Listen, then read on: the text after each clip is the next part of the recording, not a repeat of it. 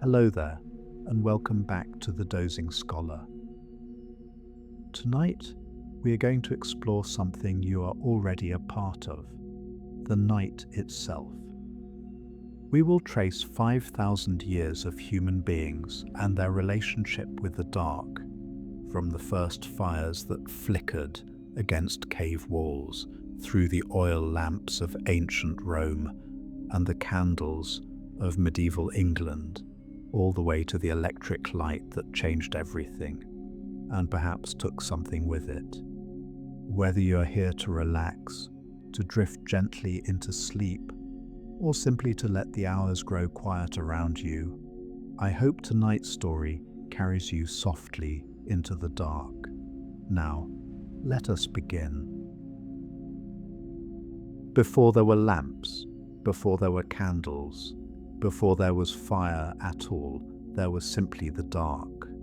And the dark was not a problem to be solved. It was not something to be afraid of, not yet. It was simply the other half of the day. The sky changed color, from the warm gold of late afternoon to the deep blue of evening, and then to the particular darkness that has no name in most languages because it was never strange enough to require one. It was simply night. It had always been night, and it would come again tomorrow. For the earliest humans, the night was not an interruption in the day. It was a rhythm, a reliable and ancient pattern that the body understood at a level deeper than thought. The circadian rhythm, the internal biological clock that regulates sleep and wakefulness, hunger and alertness, temperature and mood, evolved over millions of years in direct conversation with the cycle of light and dark. The human body was designed for a world that had a clear boundary between day and night. When the light faded, certain processes began. The brain began to produce melatonin. The core body temperature began to drop. The eyes, which had spent the day relying on cone cells to perceive color and detail, began to shift their dependence toward rod cells, which are more sensitive to low light but cannot distinguish color in the way that daylight vision can. The shift from daylight vision to night vision is a slow process. It takes approximately 30 to 45 minutes for the eyes to reach their full sensitivity to darkness, a process called dark adaptation or scotopic vision. During that time, the world changes in a specific way. Reds and oranges fade first, draining away like a color being diluted in water. Blues and greens persist longer, which is why a moonlit landscape looks cool and almost monochromatic rather than warm and colorful. The world of night is a world of shapes and movement rather than color and detail. And as vision softens and narrows, the other senses quietly take over. Hearing sharpens. The skin becomes more aware of temperature and air movement. The night was not empty. It was full of different information processed by different parts of the mind. Studies of the Hadza people of northern Tanzania, one of the last remaining hunter-gatherer communities in the world, have offered a remarkable window into what human sleep and wakefulness may have looked like before artificial light reorganized our relationship with the night. Researchers from the University of Toronto, using wrist-worn devices that measured sleep and activity across 393 days, found that among the 33 Hadza volunteers they studied, there were only 18 minutes out of every 13,000 total minutes of the night when every member of the group was asleep at the same time. 40% of the group was awake at any given moment.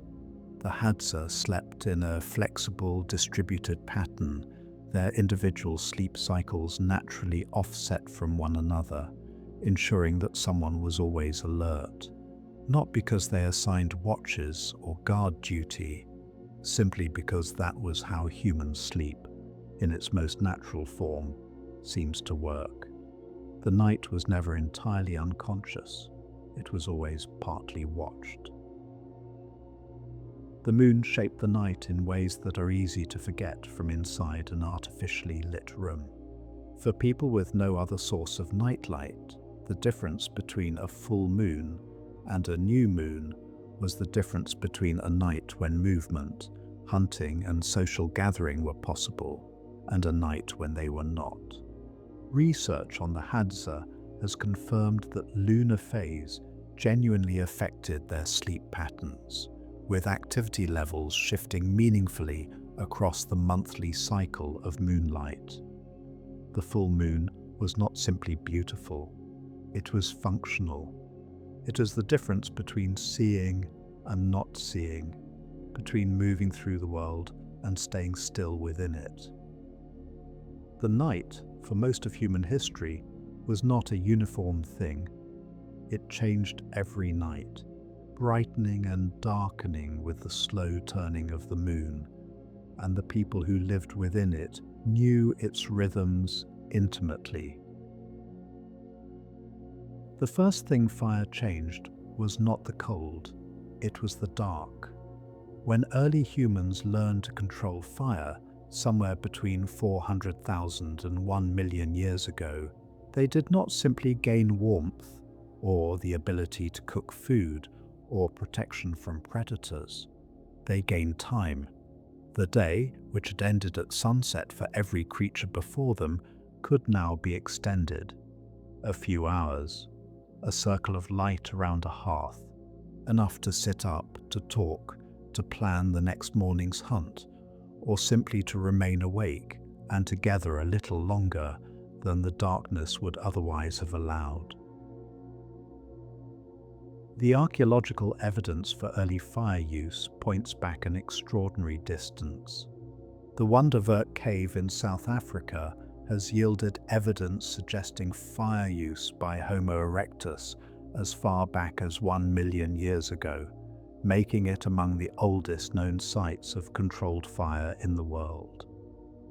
At Gesher Benot Yaakov in Israel, hearth evidence has been dated to approximately 790,000 years ago.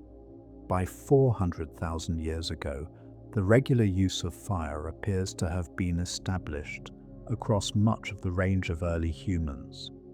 Fire was not a sudden invention. It was a gradual adoption, a slow learning, the kind of knowledge that would have been lost and rediscovered many times before it became reliable enough to be called a skill.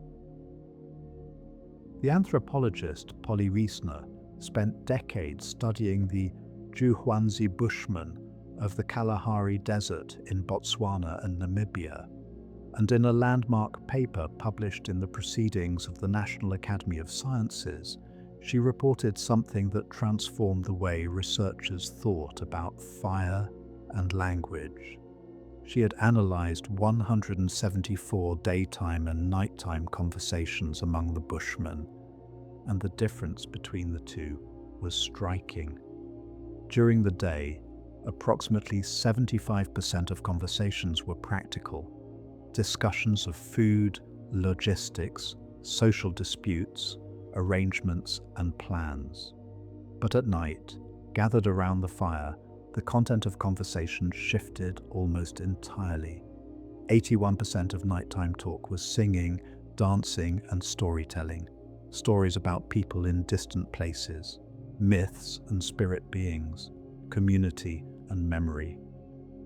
The fire, Wiesner argued, had not simply extended the day. It had created a new kind of time, a different quality of evening that the daylight hours had never contained. The implications of this are profound. Some researchers have argued that the development of complex spoken language itself may be linked to the campfire. Gesture-based communication requires visibility and close proximity, but speech can carry across a circle of firelight, in the dark, to listeners whose faces you can barely see. A single storyteller can hold an audience of 15 people in the warm glow of a fire, telling a story that none of them can illustrate with their hands, that exists entirely in sound and imagination. The campfire may have been the first theatre, the first lecture hall, the first place where a human being stood before others and offered not information about food or danger, but something that had no practical use at all. A story, something beautiful, or frightening, or funny. Something told simply because the night was long and the fire was warm, and someone had something worth saying. And fire also created a boundary that had never existed before. Outside the circle of light, the dark was still there. The sounds of the night still came in from beyond the edge. But inside the firelight, something new had been carved out of the darkness. A space that was warm and visible and social. A small interior made of light and heat in the middle of the open world. That space, the interior created by fire, is the ancestor of every room ever built. Every house, every hall, every library and bedroom and kitchen can be traced back, in some sense, to that first circle of orange light in a dark landscape, to the moment when a group of people sat down together and let the night begin outside the edge of what they could see. For hundreds of thousands of years, the campfire was the primary human technology against the dark. And then, slowly, it was not. The first oil lamps were not much to look at. A shallow dish of stone, a pool of animal fat, a wick made from twisted plant fibre or moss. They would have burned with a small, unsteady flame, dimmer than a candle, dimmer even than a modest fire. But they were portable, and that changed everything. A lamp could be carried from one place to another. It could be set down on a flat surface. It could be taken into a space that a fire could not safely occupy, and left there to burn quietly while someone worked nearby. The oldest lamps ever found were discovered in the cave complex at Lascaux in southern France, where extraordinary prehistoric paintings cover the walls and ceilings in vivid ochres and blacks. The lamps, carved from stone and dating to approximately 17,000 years ago, were used by the artists who created those paintings to light their work in the deep interior of the cave, far from any natural light. To look at those lamplit paintings today is to understand that the desire to make something beautiful and leave it for someone else to find did not require electricity or sunlight. It required only a small stone bowl, some animal fat, and the willingness to go deep into the dark. In ancient Egypt and Mesopotamia, oil lamps made from terracotta, fired clay shaped into shallow bowls with a pinched spout to hold the wick, became widely used from around 3,000 years before the Common Era. They burned olive oil, sesame oil, fish oil, and animal fat, depending on what was available. The Egyptians used lamps in temples and in tombs, lighting the spaces of the dead as well as the living. The Greeks refined the design further, creating enclosed lamps with a covered reservoir for oil and a nozzle to hold the wick, reducing spillage and improving the steadiness of the flame. By the height of the Roman Empire, oil lamps were mass-produced, standardized objects that could be purchased in any market. They came in a range of sizes and styles, some decorated with mythological scenes, some plain and functional, and they were present in virtually every domestic space in the Roman world. The lamp changed domestic architecture in ways that are easy to overlook.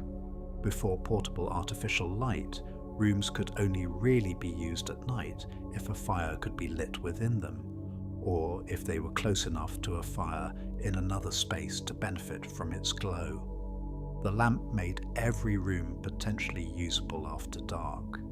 Shutters that had previously served primarily for ventilation began to serve also for light management, keeping the warm interior light in and the cold darkness out. Private spaces became private in a new sense. You could be alone with a lamp, in a room, with the world shut outside, and still see, still read, still write, still think. The night began to acquire an interiority that the campfire, communal and open, had never quite created. Picture a Roman evening, late in the 1st century. The household has closed its shutters against the night air. 3 or 4 small terracotta lamps are burning on their stands, their flames giving off a warm, golden, slightly wavering light that catches the plastered walls and makes the room feel warmer than it is. The smell of olive oil burning is faint and clean, something between warm bread and green wood. The shadows on the far side of the room are soft rather than sharp, the way lamplight always softens what it cannot quite reach. Someone is reading. Someone else is talking quietly. Outside, in the street, it is dark and has been dark for an hour, but inside, the evening continues. The candle is so familiar that it is difficult to see it as a technology, but it was. Candles, in some form, had existed since ancient times. The Egyptians made them from rushes dipped in animal fat as far back as 3,000 years before the Common Era. The Romans used them widely, particularly on sea voyages, where an open oil lamp was too easily extinguished by the wind. But it was in medieval Europe, as the Roman supply chains that had kept olive oil abundant gradually disappeared, that the candle truly became the dominant technology of the evening. For most people, for most of the medieval period, the candle was simply the night. The candle was a significant advance, not because it was dramatically brighter than what came before, but because it was more controllable, more portable, and could be made from materials available almost anywhere. A candle required no reservoir to fill and no wick to manage and trim. It contained its own fuel, slowly consuming itself as it burned, at a predictable rate that made it, among other things, a convenient way to measure time. In medieval Europe, candles came in 2 distinct forms, and the difference between them was the difference between poverty and comfort. Tallow candles made from rendered animal fat, usually beef or mutton, were cheap, accessible, and widely used by ordinary households. They burned with a yellowish, slightly smoky flame and produced a smell that most people simply accepted as part of evening life, because there was nothing else.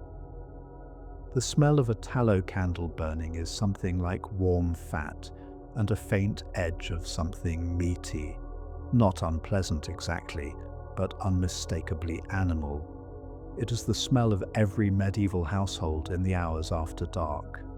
Beeswax candles were different.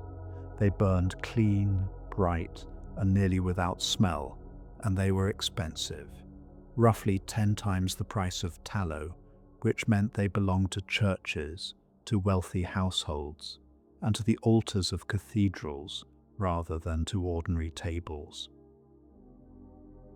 For those who could not afford either tallow or beeswax, there's a third option, the rushlight. Rushes, the tall water plants that grew in ditches and along river banks, were gathered, dried, and stripped of most of their green outer layer, leaving a thin core of pith with a single strip of rind left on for support. This pith was then soaked in a pan of melted fat and allowed to harden. A rushlight burned for approximately 20 to 25 minutes, gave off a small and unsteady light, and cost almost nothing to make. Families that could not afford candles made rushlights, and rushlights were better than nothing, which was the only alternative. Gilbert White, the 18th century English naturalist, described the process in detail in his Natural History of Selborne, noting that a single pound of rushes, costing 1 shilling to prepare, would provide a family of modest means with roughly 5.5 hours of light per night across the winter months. Candles also shaped the way knowledge was preserved during the medieval period. The illuminated manuscripts that were produced in monasteries across Europe, the extraordinary hand-copied books with their gold leaf-decorated initials and intricate borders, were made by candlelight. Monks working in scriptoria, the dedicated rooms where manuscripts were copied, worked by the light of candles placed carefully beside their desks, close enough to see the fine work clearly, but not so close as to drip wax onto the vellum page. The books themselves were read by candlelight, carried through dark stone corridors by candlelight, and consulted by abbots and scholars who had learned to perform the particular squint that candlelight reading seems always to have required. Candles measured not just hours, but ambitions. The medieval night beyond the candle's reach was a very different world. In towns and cities, the streets after dark were largely unlit. Wealthy households might hang a lantern at their door, but this was a courtesy rather than a requirement, and the light it cast was modest. Beyond the small pools of light from windows and doorways, the street was dark in a way that is almost impossible to imagine from inside a modern building. Not merely dim, dark. Moving through it required familiarity with the route, a lantern of your own, or simply nerve. The night outside was where danger lived, and the candle burning in the window was, among other things, a signal, a small advertisement of warmth and safety and wakefulness, visible to anyone passing in the dark. In the cities of 17th and 18th century Europe, a small but telling industry grew up around the problem of navigating the dark. In London, link boys were young men and boys who carried burning torches made of tallow and pitch, hired by wealthy pedestrians to walk ahead of them through the unlit streets and light the way home. For a few coins, you could have your own small, moving circle of light in the darkness, a human lamp who knew the streets and could keep you out of the gutters and away from the footpads who worked the shadows. The link boys were familiar enough to become a kind of shorthand for the city's nightlife, mentioned in diaries and letters and plays of the period in the way that a modern writer might mention a taxi. They were unremarkable. They were simply what the night required. In Paris, a royal edict of 1667 ordered the installation of lanterns on iron brackets at regular intervals along the city's main streets, making Paris among the first cities in the world to attempt organized public street lighting. The lanterns burned candles or oil, needed to be lit each evening by lamplighters and extinguished each morning, and cast a light that contemporaries described as pleasant but modest. The streets were safer than they had been, but the dark was still present, waiting a few feet beyond each pool of yellow light, patient and unchanged. In January of 1807, a German entrepreneur named Friedrich Albert Windsor, who had anglicized his name to Frederick Windsor, lit a row of lamps along the south side of Pall Mall in London. They burned without a visible flame in the conventional sense, without a wick that needed trimming, without oil that needed refilling. The light they produced came from coal gas, fed through an iron pipe buried beneath the street, igniting at each burner in a steady, pale, almost blue-white flame. Crowds gathered and stayed. One observer wrote that it appeared as if the stars themselves had descended to illuminate the street. People lingered until midnight. They did not want to leave. The Gas, Light and Coke Company, founded in 1812 and the first gas utility company in the world, began laying pipes beneath the streets of London with remarkable speed. By 1816, more than 30 miles of gas lines had been installed. By 1819, 290 miles of pipe fed tens of thousands of burners across metropolitan London. Other cities followed. Paris, Berlin, New York, all of them lit their streets with gas within 2 decades of Pall Mall's famous demonstration. The technology spread faster than almost anything before it because the demand it met was so obvious and so long suppressed. People wanted light. They had always wanted more light. And now, for the first time, the supply could genuinely keep pace with the desire. The social consequences of gas lighting were immediate and profound. Shops could now stay open after dark, their windows blazing with gaslight, displaying their goods to passers-by who were walking the streets at hours when they would previously have been at home or in bed. Theatres, which had previously relied on candles and oil lamps in a way that created both a fire hazard and a very limited quality of illumination, could now be lit brilliantly and safely. Evening performances expanded. The theatre as a form of popular entertainment, something available to ordinary people rather than just the wealthy who could afford private boxes, became possible in a new way when the streets outside were lit well enough to walk safely at 10 o'clock at night. Restaurants extended their hours. Music halls opened. The concept of a night out, of spending the hours after dinner in public, in social spaces designed specifically for evening enjoyment, began to solidify into something recognizable. Before gas, the city at night had been a largely private experience. You were either at home or you were navigating the dark at some risk.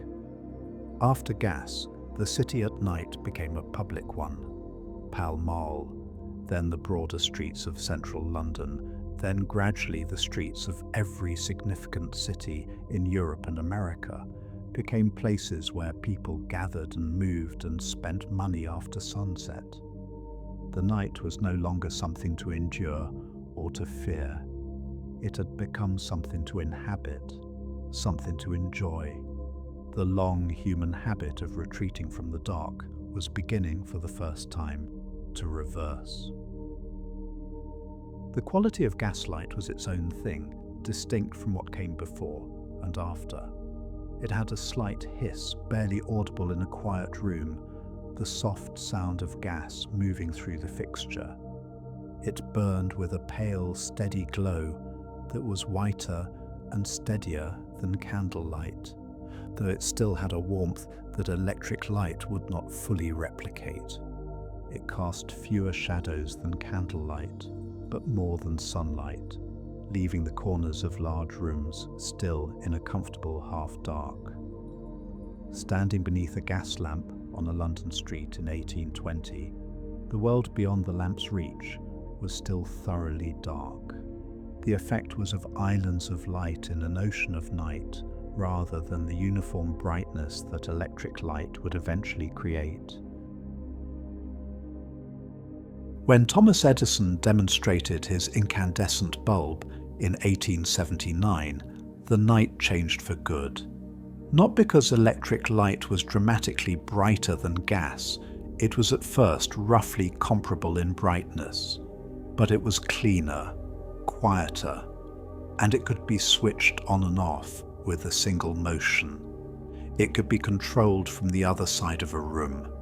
It required no fuel to be delivered, No pipes beneath the street, no regular trimming or refilling. It arrived through a wire, invisibly, from somewhere else entirely, and it stayed on for as long as you wanted it to. The dark became, for the first time in human history, genuinely optional.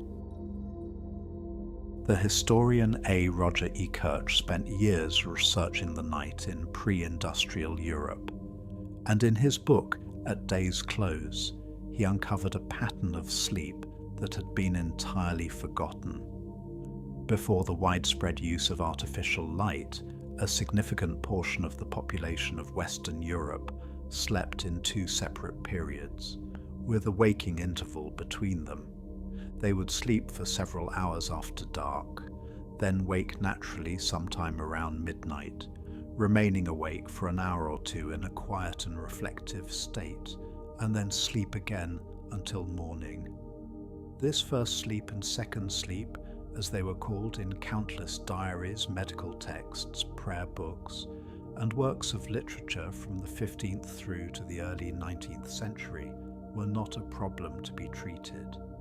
They were simply what the night was. The interval between them was used for prayer, for quiet thought, for intimacy, for reading, for visiting a neighbor. Kirch found more than 2,000 references to this pattern of sleep in texts spanning a dozen languages and going back as far as ancient Greece. By the end of the 19th century, that pattern had almost entirely disappeared from Western life. Gaslight and then electric light pushed the evening later and later, compressing the night into a shorter and shorter window of time. The pressure of industrial capitalism demanded that people be productive in the mornings, which meant that lying awake in the middle of the night was no longer a quiet space for reflection, but a nuisance, a symptom of insomnia, something to be treated rather than simply inhabited. Kirch argues that what many people today experience as middle-of-the-night wakefulness, the frustrating sudden alertness at 2 a.m, may be not a disorder, but a memory. The body, deep in its oldest patterns, still knows about the gap between first sleep and second sleep. It simply has nowhere to put it. And then there is what electric light took from the sky. Before the industrial age, the Milky Way was visible on a clear night from virtually anywhere on Earth. Not as a vague smear on the edge of vision, but as a bright, complex band of light stretching from horizon to horizon, containing more individual stars than anyone had yet begun to count. The darkness of a pre-industrial night sky was astonishing by modern standards.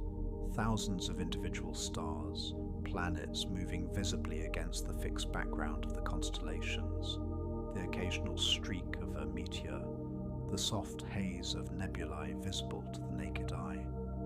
Entire cultures organized their calendars, their stories, their religions, and their navigation around this sky. It was overhead every clear night, vast and present and impossible to ignore. Today, more than a third of the world's population cannot see the Milky Way from where they live. The glow of cities rises into the atmosphere and scatters, creating an orange ceiling that no star can easily penetrate. The night sky that shaped human imagination for hundreds of thousands of years is now invisible to most of the people alive on Earth. But the dark is still here. It has not gone anywhere. In a room without any light source at all, after 30 or 40 minutes of quiet waiting, the eyes begin to find what is actually there. Not nothing, not a void, but a gentle gradation of shadow and shape, a world that is dim rather than absent, that breathes and settles in ways that the lit world masks, something that the earliest humans knew as well as they knew anything, a stillness and a quiet and a particular quality of being present that the light, for all its gifts, has never quite been able to replicate. The dark was always patient. It has simply been waiting behind every lamp and screen and streetlight for someone to stop and notice it again. And so we come to the end of tonight's journey. From the open savannah where our ancestors sat in darkness and listened to what the night had to say, through the first campfires and the first circles of light carved out of the dark, through oil lamps and tallow candles, and the extraordinary moment when a gas flame lit up a London street and made a crowd of people stand and stare past midnight, through the electric switch and the orange glow of cities, and the slow forgetting of what the sky used to look like. 5,000 years of the human night, and underneath all of it, the same thing that was true at the very beginning. That darkness is not an absence, it is a presence, that the night is not the end of the day, it is its own thing, full of sounds and stars, and the particular quality of time that only comes when the light goes out and the world grows still. You are already inside that stillness now.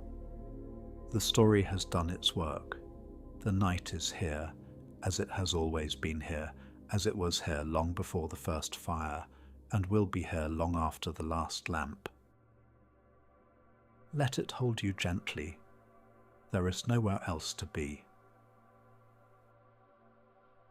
Sleep well.